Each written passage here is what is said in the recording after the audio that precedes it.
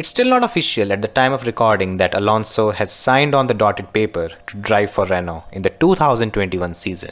But with BBC also reporting the same, it does look like it's only a matter of time before Alonso is officially announced as the replacement driver for Daniel Ricciardo in 2021 season. It's a strange situation here because it's hard to doubt Alonso's talent, but the same cannot be said about the Renault machinery that he would be driving next year. Renault has shown an incapability to make the next jump and has been floundering lower and lower in the midfield. McLaren have jumped them convincingly, and so has the Racing Point.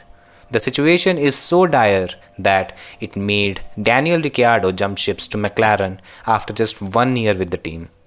In such a team, where is the spark that was identified by Alonso that made him brush off the dust from his Formula One gloves and sign a deal with them?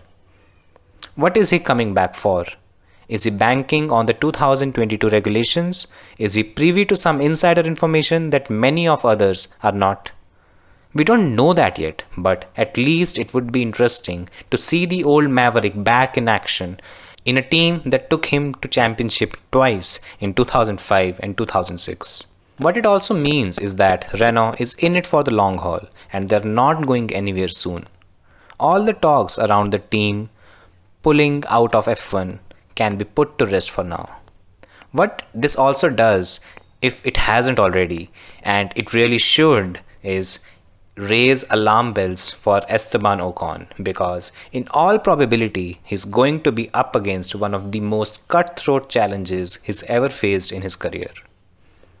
It's one thing having an experienced, fast teammate in the same car as you, but it's an entirely different beast when the teammate is Fernando Alonso, who would use all the tools in the box to make sure each and every member of the team is aligned to him and not to any other driver. Alonso is the quintessential team leader, the one that would demand and use each and every resource in the team to make his car faster, and that usually coincides with the team neglecting the other driver.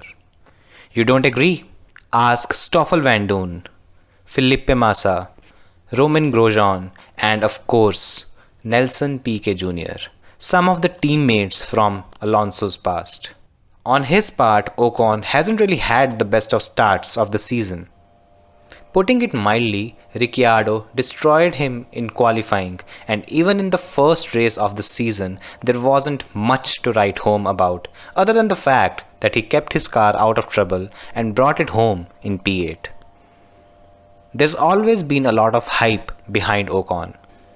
But if he has to show how good he is, then 2020 has to be that year. If he can beat Daniel Ricciardo in the same machinery, then that is the kind of statement that gyrates the team in your favor as a young driver. Just look at Charles Leclerc. He did the same thing at Ferrari of all teams.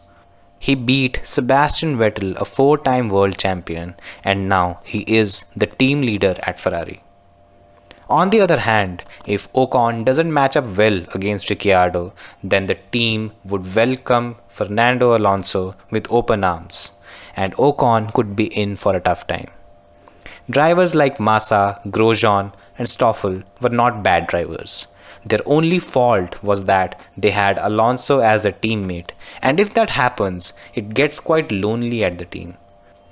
Finally, to sum it all, it's a great news for Formula One to have Alonso back, but I hope Esteban is able to measure up well against Ricciardo this year, because a talent like his deserves to be in Formula One. The year 2020 and 2021 are the most crucial years for Ocon. How he performs in these 2 years would define his career. Now these were my views. Do share what you guys think. Why is Alonso coming back? Where does all this leave Ocon? Interesting times ahead for sure. Thanks for listening.